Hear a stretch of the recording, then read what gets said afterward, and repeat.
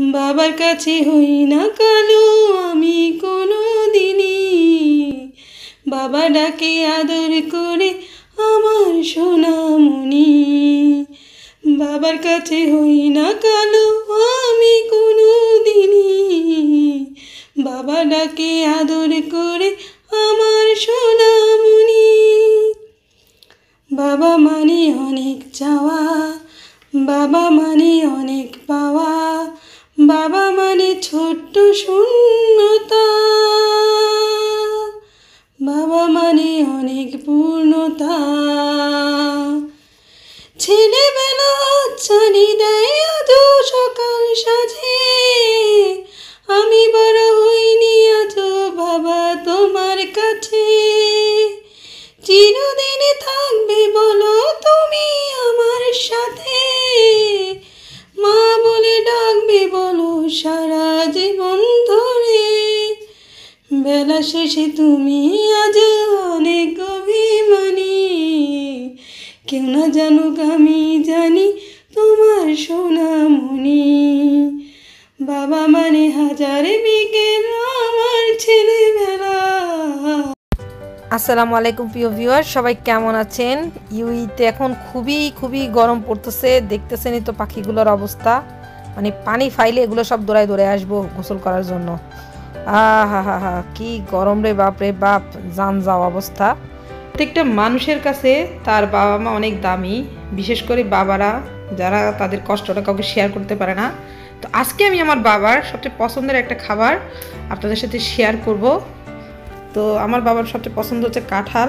তো আমি যে দেশে থাকি সেখানে কাঁঠালের অনেক দাম, আর কিনে আনলেও সেটা যে ভালো কাঁঠাল হবে তাও না। কাঁঠাল না কেনা হলেও কাঁঠাল বিচিটা আমার বাসায় প্রায় কেনা হয়, কারণ আমরা কাঁঠাল বিচিটা বেশি খাইতে পছন্দ করি। এটা আমাদের দেশের মানুষেরাও অনেক পছন্দ করে। তো কাঁঠাল বিচি কিন্তু সবাই ছিলার ভয়ে কিন্তু খাইতে কম চায়। তো আমি আজকে আপনাদেরকে 3ভাবে একদম সহজ উপায়ে কাঁঠাল বিচি ছিলা দেখাবো, আর কাঁঠাল বিচি দিয়ে এমন একটা মজার রেসিপি দেখাবো, এটা খাইলে আপনাদের জিহ্বা দিয়ে পানি একদম বাইরে আসবো।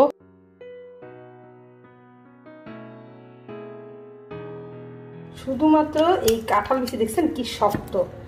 কাঁঠাল আমাদের জাতীয় ফল ঠিকই, কিন্তু অনেকে কাঁঠালের থেকেও কাঁঠাল বিচি খেতে পছন্দ করে। কেউ ভাজি করে খায়, কেউ আবার এই যে ছিলে এটা দিয়ে রান্না করে, গরুর মাংস থেকে শুরু করে শুটকি সব কিছুই রান্না করে। তো আমি আজকে আপনাদেরকে কাঁঠাল বিচির একটা রেসিপিও দেখাবো, সাথে এই কাঁঠাল বিচি 3ভাবে যে কীভাবে ছিলতে হয় সেটাও আমি আপনাদের সাথে শেয়ার করব। কাঁঠাল বিচির সাদা অংশটা আমি ছিলে ফেলছি।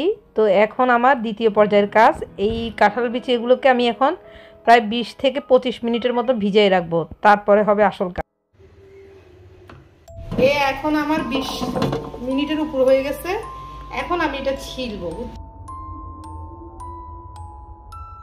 এখন আমি এই যে সবচেয়ে সোজা অবস্থা হচ্ছে ছুরি দিয়ে আপনারা এটাকে পরিষ্কার করতে পারেন। এই দেখেন এক টান দিলেই উঠে যাচ্ছে। এটা হচ্ছে একদম বাংলাদেশে যে বেল বানাই আমরা, ন্যাড়া বানাই, এই চুলে ফেলানোর মতন এরকম করে পরিষ্কার করতে পারেন। দেখছেন এই 20-25 মিনিট ভিজে রাখলে এখন এটা আপনার ছিলতে কত সোজা।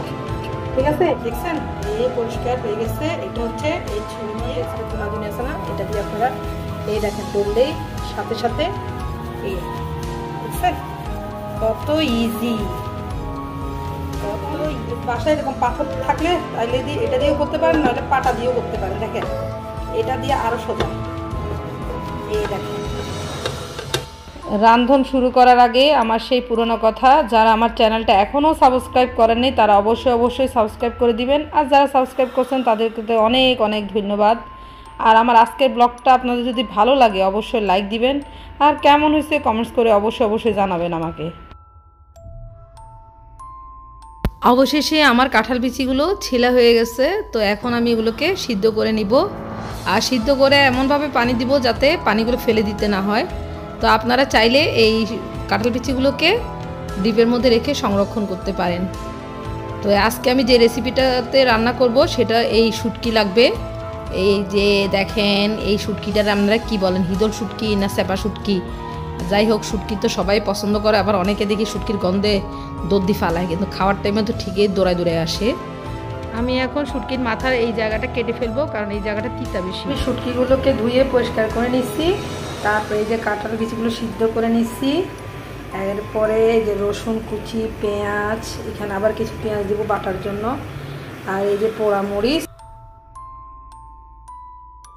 দেশ থেকে তাদের এই পাটার ব্যাপারটা আমরা বাংলাদেশ থেকে আনতে পারি না, তো এই জন্য আমাদের জন্য দরকার এই হামন্দিস্তা।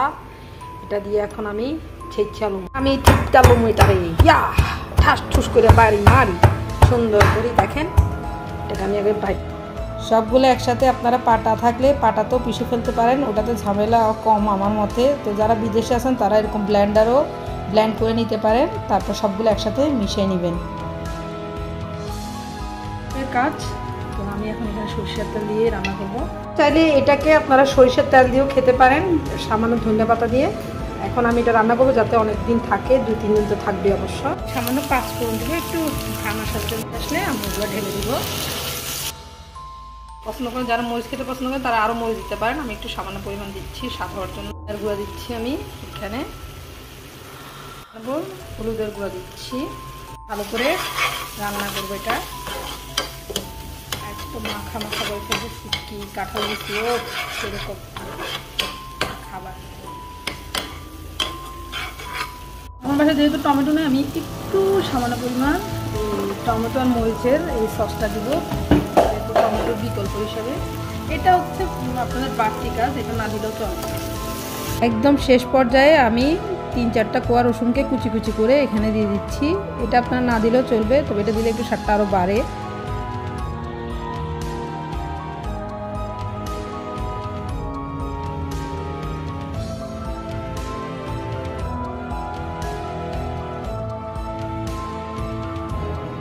আমি এখন ধনিয়া পাতা দিব। ও সেরকম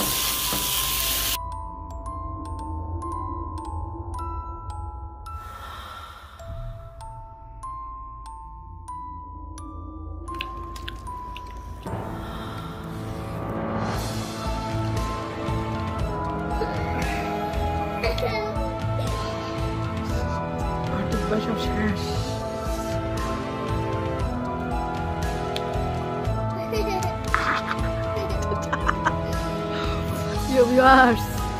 এই ভর্তা যারা খাইবেন তারা বহুত শখ করে খাইবেন। তাহলে আমাদের জিব্বা শেষ, তার কোনো অনুভূতি নাই। দেখেন কি রকম মরিচ খায় সে। আই আবার ভর্তা টর্তা কিছু খাই না, আই খাই মাছ মাংস। বাহ কি মজা, বাহ তাই আপা ও মা গো ডর লাগে কে কারেন্টের শটের মতন।